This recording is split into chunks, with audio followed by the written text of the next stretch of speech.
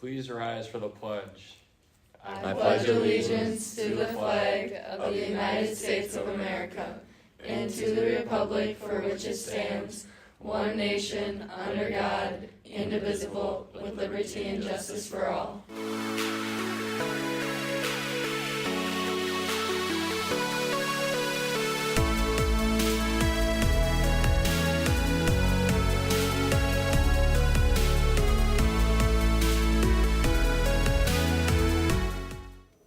Good morning, Tigers.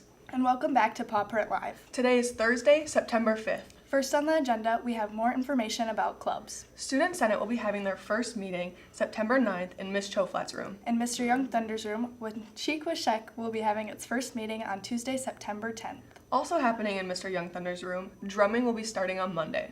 That's Student Senate on Monday and Wenchik Washek on Tuesday. We also have a very special guest in the studio today. Please welcome Mrs. Penza. Hi, Ms. Penza. Morning. So this morning I have a few questions with you about the new flex period that we had at the end of the day. So my first question is, why did we introduce the flex period?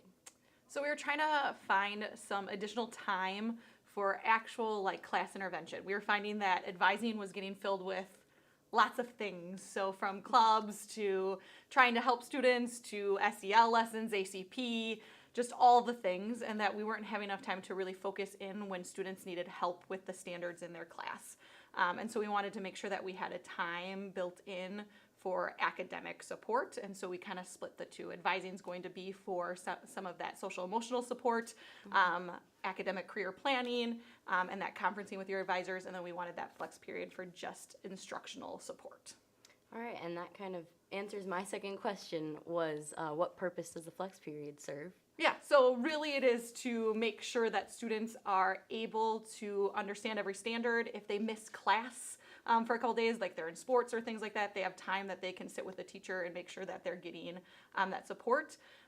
With flex period, we added in that Tiger Pass, right? So students who, those three criterias, right, for academics, behavior, and attendance can go to different places in the building. So it's also kind of a privilege system, right? So if you're doing the things that you're supposed to be doing in our building by passing all your classes, being at school on time and going to all your classes and not having major behavior write-ups, you can do something fun, right? And be able to have some time to yourself here during the building. So hopefully that also helps students want to engage in their classes, be here, and meet all of our expectations so that they can participate in that flex time activities.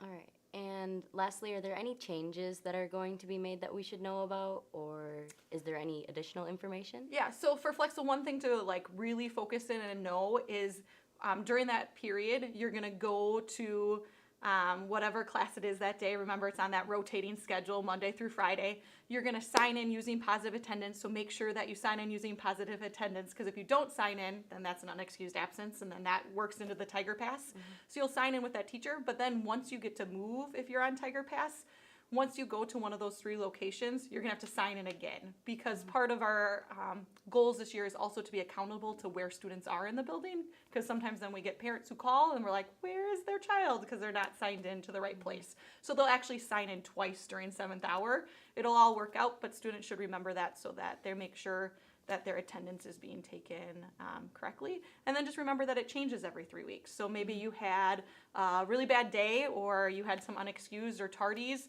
but in 3 weeks it'll change again. So there's always a chance for you to earn back that Tiger privilege, that Tiger Pass, and be able to either leave the building if you're a junior or senior, or be able to go to one of those special places for fun. But then also a reminder to juniors and seniors, if they haven't had their parents sign off saying they can leave the building, that they should get that done, because they can't leave the building without their parents signing off saying they can. All right. Anything else you'd like to add? No, I'm really excited about it. I hope it is helpful for students who feel like they are doing what they need to do here at Black River Falls High School, and also that our students are getting the instructional support they need to pass their classes and understand all the standards. All right. Thank you, Ms. Penza. Back to the desk. Thanks for coming in today, Mrs. Penza. Looking for something to do tonight? Well, you're in luck. Girls tennis will be staying home tonight to start their match against the Luther Knights at 4. Volleyball is traveling tonight. The Lady Tigers will be playing at Westby. Varsity starts at 7. Good luck, Tigers. That's all for Paw Print Live. I'm Peyton. And I'm Lily. Have a great day, Tigers.